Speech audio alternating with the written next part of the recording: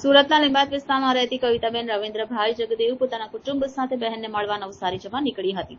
ત્યારે તેમણે ઓટો રિક્ષામાં પોતાનું બેગ ભૂલાઈ ગયેલું જાણ્યું. બેગમાં રાખવામાં આવેલ કપડાં ઉપરાંત અંદાજે ₹4 લાખના સોના ચાંદીના દાગીના હતા. ઘટનાની જાણ થતાં કવિતાબેન તરત ઉધના પોલીસ સ્ટેશન પહોંચી અને ફરિયાદ નોંધાવી.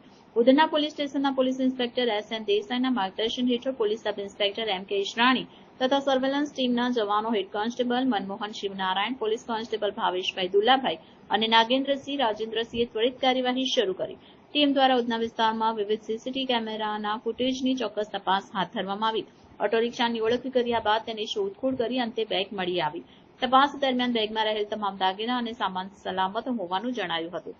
આ ઘટના ફરી એકવાર પુરવાર કરે છે કે સુરત શહેર પોલીસની સતર્કતા, ટેકનોલોજીનો ઉપયોગ અને નિષ્ઠાવાન કામગીરીના કારણે નાગરિકોનો વિશ્વાસ વધુ મજબૂત બન્યો છે. બેગ મળી આવતા કવિતાબેન તથા તેમના પરિવારજનોએ ઉધના પોલીસ સ્ટાફનો દિલથી આભાર માન્યો હતો તથા સમસ્ત ટીમના કાર્યને ધન્યવાદ આપ્યો હતો.